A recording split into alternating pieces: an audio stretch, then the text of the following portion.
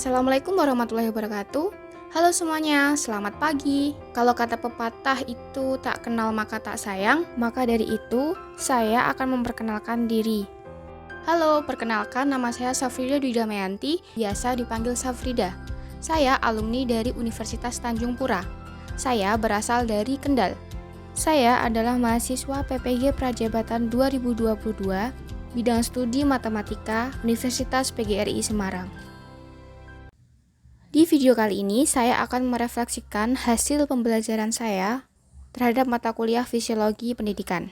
Menurut Ki Hajar Dewantara, pengajaran adalah bagian dari pendidikan. Pengajaran merupakan proses pendidikan dalam memberi ilmu atau bermanfaat untuk kecakapan hidup anak secara lahir dan batin. Sedangkan pendidikan itu sendiri memberi tuntunan terhadap segala kekuatan kodrat yang dimiliki anak agar ia mampu mencapai keselamatan dan kebahagiaan yang setinggi-tingginya, baik sebagai manusia maupun sebagai anggota masyarakat. Ki Hajar Dewantara memiliki keyakinan bahwa untuk menciptakan manusia Indonesia yang beradab, maka pendidikan menjadi salah satu kunci utama untuk mencapainya. Ki Hajar Dewantara memberikan pemikirannya tentang dasar-dasar pendidikan.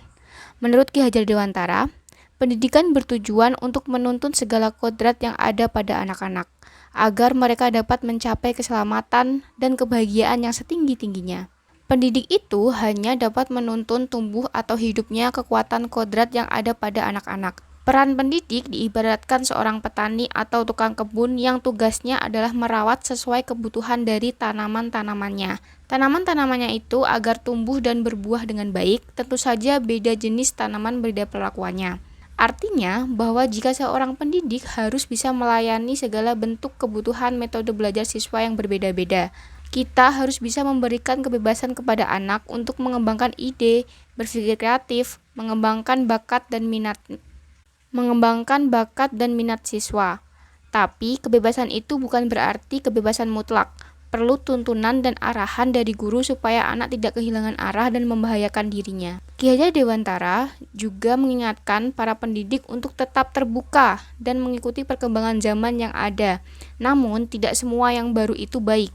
Jadi perlu diselaraskan dulu. Indonesia juga memiliki potensi-potensi kultural yang dapat dijadikan sebagai sumber belajar. Ki Hajar Dewantara menjelaskan bahwa dasar pendidikan anak berhubungan dengan kodrat alam dan kodrat zaman. Kodrat alam berkaitan dengan sifat dan bentuk lingkungan di mana anak itu berada.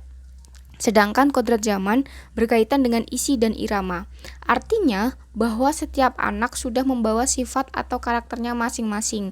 Jadi sebagai guru kita tidak bisa menghapus sifat dasar tadi. Yang bisa dilakukan adalah menunjukkan dan membimbing mereka agar muncul sifat-sifat budaya sehingga menutupi sifat-sifat jeleknya.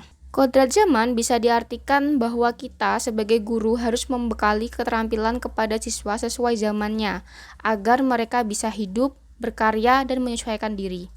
Dalam konteks pembelajaran sekarang, kita harus bekali siswa dengan kecakapan abad 21. Budi pekerti juga harus menjadi bagian tak terpisahkan dari pendidikan dan pengajaran yang kita lakukan sebagai guru. Guru harus senantiasa memberikan teladan yang baik bagi siswa-siswanya dalam mengembangkan budi pekerti.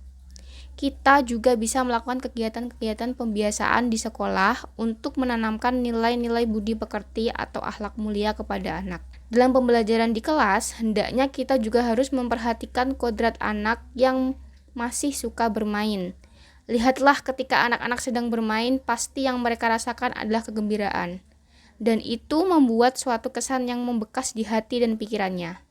Hendaknya guru juga memasukkan unsur permainan dalam pembelajaran agar siswa tidak mudah bosan. Apalagi menggunakan permainan-permainan tradisional yang ada.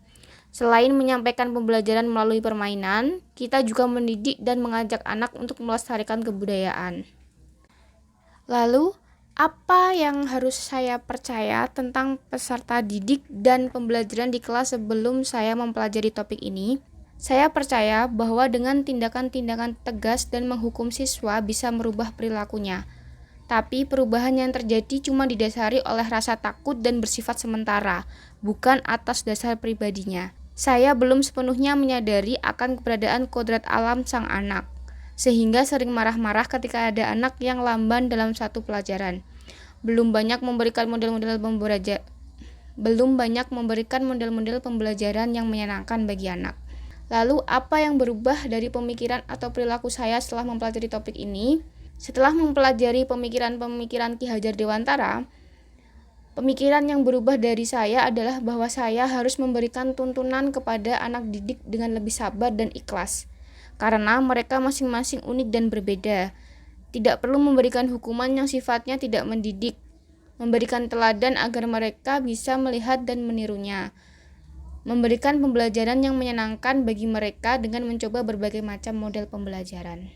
Kemudian, apa yang dapat segera saya terapkan lebih baik agar kelas saya merefleksikan pemikiran Ki Hajar Dewantara? Yang segera bisa saya terapkan dari pemikiran Ki Hajar Dewantara adalah tidak memberikan hukuman-hukuman kepada siswa, lebih sabar dalam membimbing, mengenali lebih dalam karakter dan latar belakang siswa, dengan menjalin komunikasi dengan orang tuanya. Hal ini bisa dilakukan dengan kunjungan rumah atau home visit. Memberikan pembelajaran yang menyenangkan bagi siswa melalui pemilihan media pembelajaran yang bervariasi, baik berupa gambar, video, maupun audio, atau pembelajaran yang berbasis permainan.